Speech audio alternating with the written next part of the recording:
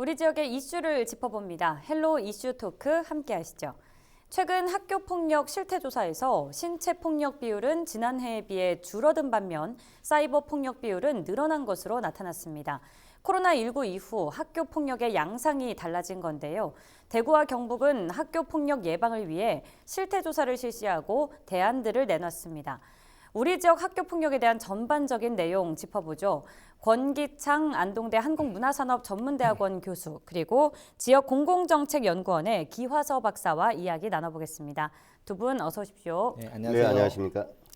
네, 우선 대구시와 경상북도의 학교폭력 현황부터 짚어볼까요? 네, 지난해 경북 지역에서 발생한 학교 폭력 중에서 신체 폭력 비율은 전년보다 줄어든 반면에 불법 촬영이라든가 또는 사이버 성폭력 비율은 늘어난 것으로 나타났습니다. 네. 그리고 경상북도 교육청이 최근 3년간 학교 폭력 발생 현황을 분석을 했는데요. 그 내용을 한번 살펴보면은 전체 학교 폭력 중에서 신체 폭력이 차지하는 비중이 29.3%로 전년 대비 10.8%가 감소를 했고요. 언어 폭력은 20.8%로 전년보다가 3%가 줄었습니다. 그러나 반면에 성폭력, 즉 사이버 성폭력을 포함한 내용을 살펴보면은 22.2%로 전년 대비 12.7%나 증가를 했어요. 또 그리고 사이버 폭력도 8.3%로 전년도 대비 1.9%로 늘어난 것으로 이렇게 집계가 되었습니다.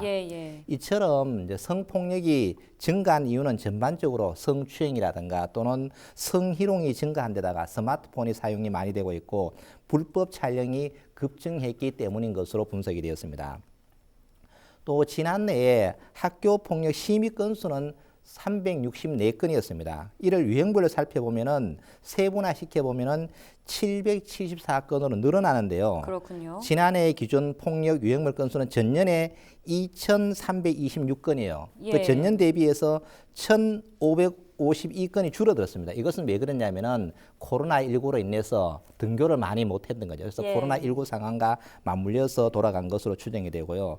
또 학교별로 살펴보면은 중학교가 49.7%로 가장 심했고요. 그 다음에는 고등학교가 35.7%, 그리고 초등학교가 13.5%, 기타가 1.1% 순으로 나타났습니다.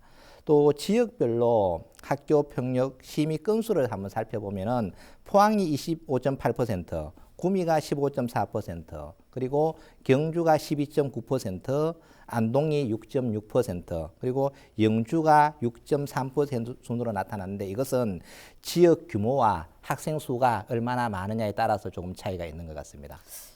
뭐 통계 수치를 잘 분석해 주셨는데요. 확실히 신체 폭력은 감소했지만 이 사이버 폭력은 오히려 증가했습니다. 사이버 폭력이 역대 최고치를 기록했다고 하는데 그 이유는 뭐라고 보십니까? 가장 우선적인 것이 코로나로 인해서 그 오프라인 수업이 아닌 비대면 수업이 늘어났죠. 그렇죠. 그러니까 이제 실제로 통계를 보면은 학생들 대상으로 조사를 해보면은 이 비대면 수업이라는 것은 아무래도 이 핸드폰 같은 모바일을 또 그리고 이 컴퓨터 활용을 주로 하게 되잖아요. 그러다 보니까 학생들이 예년에 비해서 코로나 이전 상황에 비해서 이러한 그 온라인을 활용하는 시간대가 이전보다 2배가 늘었다는 거죠. 평균 4시간 정도 하루 사용을 하고 이러한 학생이 학생 평균 10명 중 7명 그렇다라는 겁니다. 그러다 보니 학생들이 쉽게 온라인에 접하는 시간이 늘어나다 보니까 소위 말해 사이버 폭력이 폭증을 하게 된 겁니다. 근데 이것도 굉장히 좀 심각한 게요. 저도 처음 듣는 용어가 좀 있는데 혹시 카감 들어보셨나요? 카감이요? 예, 카감. 카카오톡의 감옥. 그게 갇혀지는 거죠. 누군가를 초대해놓고 들어와라 초대를 해놓고는 그 안에서 그냥 공격을 하는 거예요. 한 사람을 그냥 공격을 하는 거죠. 그걸 또 이제 또 줄여서 떼카라고 그래요. 때로 그냥 카톡에서 한 사람을 집중 공격하는. 카감, 떼카. 떼카 또 하나 더 있습니다. 방폭. 방폭. 예, 방폭. 방에서. 일종의 폭력이죠. 그러니까 다시 말해서 초대를 해놓고 단체방에 A라는 사람을 집중적으로 공개하기 위해서 들어오라고 초대를 해놓고는 들어오면 나머지 사람 그 사람 낭비로 다 빠져버리는 거예요. 아이고 참. 이거는 심각한 거죠. 이런 식의 이제 문제가 소위 말해 사이버 폭력이 생기는데 또 이 이유는 뭐냐면은 우리가 오프라인 상에서의 신체적 폭력보다 예. 폭력을 가하는 행위보다 이런 온라인 상에서는 익명성이 보장이 되지 않습니까? 그쵸. 그러니 더욱더 쉽게 생각하고 간단히 생각해서 이렇게 사이버 폭력을 가하게 되는 이런 상황입니다. 예, 이 시대에 참 슬픈 신조어들이 또 그렇죠. 이렇게 예, 탄생을. 몰라도 되는 신조어를 듣게 됩니다. 그러니까요. 그렇군요. 사이버 학교 폭력에 대한 대응이 어려운 이유는 뭘까요? 뭐 가장 문제가 증거를 잡기가 어려운 것 같아요. 신체적인 폭력은 증거를 잡기가 상당히 명확하잖아요. 예. 뭐 상처가 있거나 뭐 이렇게 예. 되는데 사이버 폭력은 SNS를 탈퇴하거나 또는 그 대한 내용을 삭제해 버리기 때문에 뭐 안 그랬다 그러면은 그것을 참 정확하게 밝혀내기가 상당히 어려운 것 같아요. 그쵸. 그래서 또 학교 폭력이 지속적으로 진화를 하는데 어떻게 진화하느냐면은 증거를 남기지 않는 방향으로 진화를 하기 때문에 더욱더 어렵게 되는 것이죠. 교묘하게 진화를 그렇죠. 하네요. 예, 그래서 일선 학교에서는 사이버 폭력에 대해서 학교 폭력에 대한 매뉴얼이 있는데 사이버 폭력에 대한 매뉴얼이 없는 거예요. 그래서 학교 폭력의 방식대로 처리를 하다 보니까 정확하게 증거를 잡지 못하고 이 문제가 지속적으로 늘어나고 있음에도 불구하고 대응을 하지 못하는 이런 좀 안타까운 현실이 있고요. 예, 또 예. 교육청 관계자는 어떻게 이야기하느냐면은 학교 폭력 사안하고 동일하다. 분명히 사이버 폭력은 일반 신체 폭력과는 조금 틀림에도 불구하고 동일하게 취급을 하고 있는 거죠. 이렇게 되다 보니까 어떤 학교 폭력의 신고나 접수 이런 것이 모두가 인지가 되면 단순한 사이버 폭력도 학교 폭력의 절차에 따라가 진행을 하다 보니까 좀 여러 가지 좀 애로사항이 있는 것 같고요. 네. 더욱더 문제가 되는 것은 이러한 사이버 폭력이 교사나 학부모들도 제대로 몰라요. 또 그쵸. 피해를 받아도 설사 내가 피해를 받았는지도 모르는 거예요. 이런 상황들이 좀 악순환이 되기 때문에 어떻게 대응을 해야 될지 상당히 좀 교육 현장에서 혼선이 많이 빚어져 있는 것이 현실이 아닌가 생각이 되고요. 예. 지난해에 사이버 폭력 실태 조사를 보면은 네. 사이버 폭력 피해자들 41%가 자신이 피해 사실을 아무도 모른다는 거예요. 그리고 또 가족이나 선생님이 안다는 경우는 21.3%에 불과해요. 이와 같은 문제가 지금 나타나고 있고요. 또 사이버 학폭 가해자나 피해자들에 대한 법적 조치도 쉽지를 않습니다. 이게 왜냐하면은 사이버 학폭을 다루는 현행법 자체가 없기 때문에 그래요. 그래서 학교 폭력 처벌 등을 다룬 학교 폭력 예방법이 아직까지 신체적 폭력에 주안점을 두고 있기 때문에 사이버 폭력의 어떤 처벌하는 데 많은 문제가 있다는 이야기죠. 네. 그래서 지난 2012년에 사이버 따돌림을 학교 폭력의 새로운 유형으로 명시를 하긴 했지만은 이에 대해서 어떻게 대응을 해야 될지 구체적인 내용을 담을 법안이 국회의 문턱도 넘지를 못했는 거예요. 그래서 사이버 폭력이 만연하고 있지만은 구체적으로 대응하는 법안이 상당히 부족하다는 이야기고요. 그래서 푸른 나무 재단의 대구 경북 지부 김익한 팀장은 어떤 이야기를 했느냐면은 피해자들이 사이버 학교 폭력으로 인한 법적 조치나 보호를 사실상 제대로 못 받고 있는 상황이다. 그래서 가해자들이 제대로 된 처벌이 이루어지지 않기 때문에 2차, 3차 가해가 지속적으로 일어나고 있다는 이야기죠. 그래서 SNS 등이나 온라인 상에서도 가해자가 피해자에게 접근하지 못하도록 만들어줘야 되거든요. 우리가 학교 폭력 이럴 때는 오프라인 상에서는 가해자가 피해자에게 가지 마라, 접근 금지 명령을 내릴 수 있잖아요. 네, 네. 온라인 상에서도 이런 것이 제대로 돼야 되는데 아직까지 흐지부지 된 상태에 있고요. 그래서 어쨌든 사이버 학교 폭력법의 신설로 본격적으로 이 문제에 대해서 대응을 해야 되지 않는가 이런 생각이 듭니다.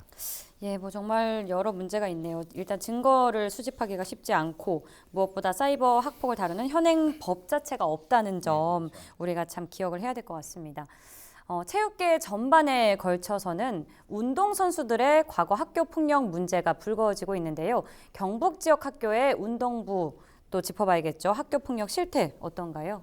먼저 통계적 수치를 좀 먼저 살펴볼 필요가 있겠죠. 예. 2016년부터 해서 2020년까지 5개년 동안 100여 건에 달하는 학교 내에 그 운동부의 폭력 사건이 있었습니다. 예, 예. 이걸 학교별로 보면 고교가 54건, 그리고 중학교가 24건.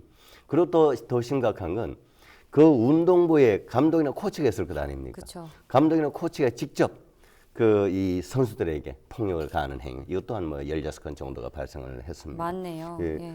뭐 대부분 다 이제 그 운동부의 감독이나 코치가 직접 그 선수들에게 폭력을 가하는 행위는 이제 그야말로 뭐 성적지상주라고 봐야 되겠죠. 예, 예. 전국 대회 같은 데 나와서 좋은 성적을 올리면 뭐 대학에 진학하는 데 있어서 이제 유리하고, 또 코치나 감독 자기들의 이제 명예가 되니까 그게 이제 성적이 나쁘니까 이제 폭력을 가하게 되는 것이고, 이런 건 또한 이제 매년 한 20건 정도 안팎이 발생한다는 거, 굉장히 안타까운 현실이고, 그래서 이 경상북도 교육청에서는 이제 이러한 그 대응책을 내놨습니다. 뭐 지금 시행하고 있습니다.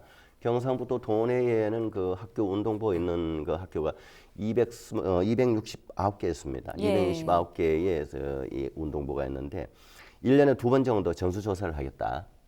학교별로 전수조사를 해서 문제가 있으면은 특히 학교 폭력이 있는 이 학생 선수의 경우에는 이 어느 대회에 나가는 데서 출전을 제한하겠다 한다든지, 그리고 또 이 선수 자격 자체를 박탈하는 이런 좀 강력한 징계를 내놓고 또 지금 시행을 하고 있습니다. 저는 뭐 이런 거는 더욱더 확실하게 해야 된다고 보고 잘하고 있다고 보고, 이건 뭐 우리 지역에 뭐 대구도 마찬가지로 지금 하고 있는 상황인데 더욱더 강력하게 해야 된다라는 생각을 하고 있습니다. 예, 징계를 강력하게 해야 된다. 지도자가 또 폭력의 주범이 되는 게 참 안타깝습니다. 학교 운동부의 지도자는요, 감독이나 코치는 거의 뭐 부모와 같은 존재입니다. 그런데 그런데 말이죠, 있을 수 없는 거죠. 예, 참 안타깝습니다. 운동부 지도자가 주범이 된다는 안타까운 얘기도 나눠봤습니다. 사이버 폭력과 운동부 문제 등 학교 폭력에 대한 지속적인 관리가 필요해 보이는데요. 이러한 학교 폭력을 예방하고 선도하기 위해 경북교육청이 학교 폭력 관련 맞춤형 지원에 나섰다고 합니다. 자세한 내용 경북교육청 학생생활과 연결해서 이야기 나눠보겠습니다. 김종득 장학사 전화 연결돼 있습니다. 장학사님, 우선 경북교육청의 학교 폭력 맞춤형 지원이란 무엇인지 설명해 주시죠. 네, 우리 도교육청에서는 학교폭력 피해 학생을 위한 심리 상담과 가해 학생에 대한 특별 교육을 위해서 매년 특별 교육기관과 치료기관을 지정, 학폭 사안 발생 이후의 교육과 선도에 힘쓰고 있는데요. 최근 연예계나 체육계의 학폭 미투에서 보듯이 학교폭력 피해의 심각성이 얼마나 오랜 세월 동안 지속되는지 알 수 있지 않습니까? 그래서 학교폭력은 우선 예방이 가장 중요하고요. 우리가 예방교육에 최선을 다하더라도 이미 발생한 학교폭력 사안에 대해서는 후속 조치 또 적극적인 교육을 통해서 피해 학생 상처는 잘 치유될 수 있게, 또 가해 학생에게는 올바른 선도로 재발 방지를 해야 한다는 것인데, 그 부분을 바로 저희 도내 전 지역의 특별기관 525개 지정과 운영을 통해서 전문적으로 지원해 준다는 그런 내용입니다. 네, 맞춤형 지원 내용을 살펴보면요. 이 학교폭력 가해 학생을 대상으로 한 특별 교육이 있는데 어떤 내용입니까? 학교폭력대책심의위원회에서 가해 학생에 대해서 1호 서면 사과부터 8호 전화까지, 고등학생 경우는 9호 퇴학까지 이렇게 조치를 내리게 되는데, 2호부터 8호까지 조치를 받은 가해 학생은 교육감이 정한 기관에서 선도를 위한 특별 교육을 이수하거나 심리 치료를 받아야 합니다. 따라서 특별 교육을 이수해야 하는 가해 학생들을 위해서 이러한 전담 기관이 필요한 것이죠. 학생뿐만 아니라 학부모를 대상으로 한 교육도 있다고 들었는데요. 이 학부모 교육의 내용이 뭔지 궁금하고요. 이러한 교육이 필요한 이유도 알려주실까요? 학교폭력의 가해 학생이 특별 교육을 이수하게 될 경우 해당 가해 학생 학부모도 함께 특별 교육을 받도록 되어 있습니다. 가해 학생 학부모가 특별 교육을 이수하지 않을 경우 300만 원의 과태료가 부과됩니다. 자녀에 대한 지속적인 관심과 올바른 가정교육이야말로 학교폭력 예방의 선행 요건인데요. 가족 상담 치료나 부모 교육을 통해서 긍정적인 가족관계를 형성하고 자녀의 행동을 결국 변화시킬 수 있도록 학부모도 함께 노력해야 한다는 그런 취지인 거죠. 지정된 특별기관에서 학생과 함께 또는 생업을 고려해서 별도 시간에 특별 교육을 받을 수 있도록 하고 있습니다. 네, 지금까지 경북교육청 김종득 장학사와 이야기 나눠봤습니다. 경북교육청 맞춤형 지원에 대해서 알아봤는데 다시 얘기로 돌아와서요. 교수님, 대구교육청도 지원책을 마련했다고요? 네, 그렇습니다. 갈수록 복잡해지고 다양화되어 가고 진흥화되어 가는 학교 폭력에 대한 근본적인 대책 마련이 미흡하다는 지적이 상당히 많이 있었어요. 예. 지금까지 학교 폭력이 발생을 하면 어떻게 했느냐면은 징계를 주거나 또는 뭐 특별 교육을 하거나 상담을 하는 등 학교 내의 문제로만 국한해서 좀 소극적으로 처리를 했는 거죠. 이와 같은 문제점을 개선하기 위해서 대구교육청에서 학교 틀 안에만 갇혀 있는 학교 폭력의 대응책을 근본적인 변화를 주기 위해 가지고 대안교육을 통하든가 또는 상담을 통하든가 복지 영역까지 확대해서 가해 학생과 피해 학생들을 완전히 좀 문제를 해결할 수 있는 이런 근본적인 시스템으로 접근했다는 것은 정말로 상당히 주목할 만한 일이고 칭찬할 일이라고 생각이 됩니다. 예. 그래서 지금까지는 조금 전에 설명했다시피 학교 폭력 대응 범위를 단순한 사안 처리에서 피해 학생, 가해 학생에 대한 대안 교육과 상담 중심으로 했는 것을 이제는 복지 영역까지 완전히 확대를 해버렸죠. 요사이 문제는 가정관계 뭐 여러 가지 복잡한 문제가 있거든요. 그쵸. 그래서 이러한 부분까지 모든 걸 해결함으로 인해서 근본적인 치유의 길로 갈 수 있다는 것에 대해서 많이 고무적이고요. 특히 위센터의 가족 상담 등을 통해서 경제적인 곤란 문제까지 또 학교 폭력의 여러 가지 문제를 또 들어가 보면은 경제적인 요인도 상당히 있는 거예요. 이런 문제까지 같이 해결함으로 인해서 좀 시너지 효과를 상당히 많이 낼 수 있지 않나 이런 생각이 듭니다. 그래서 강은희 대구 교육감은 단순 처벌이 아니라 예. 가해자가 완전히 바뀔 수 있도록 생활과 복지 영역을 지원해서 아이들이 회복할 수 있는 시스템으로 체계가 완전히 바뀐다고 보면 되겠죠. 그래서 이러한 것들은 대구시 교육청에서만 끝날 것이 아니라 전국적으로 좀 확대해서 학교 폭력 문제가 이번 계기로 해서 완전히 좀 해소할 수 있는 이를 틀을 마련했으면 좋을 것 같습니다. 예, 말씀해 주신 것처럼 정말 근본적인 치유의 길이 됐으면 좋겠네요. 이처럼 지자체별로 학교폭력 해결책을 마련하고 있는데요. 혹시 지자체가 참고할 만한 해외 사례가 있는지도 살펴볼까요? 뭐 여러 곳이 있겠습니다만 이제 영국과 미국의 사례를 좀 얘기를 드리면 먼저 영국의 경우에는 보건 건강 수업이라고 하는 이제 교과 수업을 통해서 예. 이 사이버 폭력에 대해서 또는 학교 폭력에 대해서 그 지속적으로 이제 교육을 하고 또 이제 사이버 폭력이 발생하면 교사에게 큰 권한을 줬습니다. 폭력을 발생하면 그 가해자와 피해 학생 사이에 그 특히 이제 핸드폰 같은 이 모바일의 증거를 직접 찾아내고 확보하라는 권한을 줬습니다. 교사에게요? 예, 교사에게. 예. 이건 우리도 필요하다고 봅니다. 예, 예. 그 증거를 확보해 경찰에 넘기는 할 거 아닙니까? 그쵸. 예. 경찰이 들어온 상황이 되면 이미 늦어버리거든요. 예. 그다음 또한 이제 미국의 경우는 이제 그 학교 폭력 예방 센터라는 것을 만들어서 좀 독특한 것이 부모도 부모지만은 이 지역 주민에게도 이와 관련된 어떤 문제점 이런 것을 이제 관심을 유도하기 위해서 교육을 하고 있다는 거.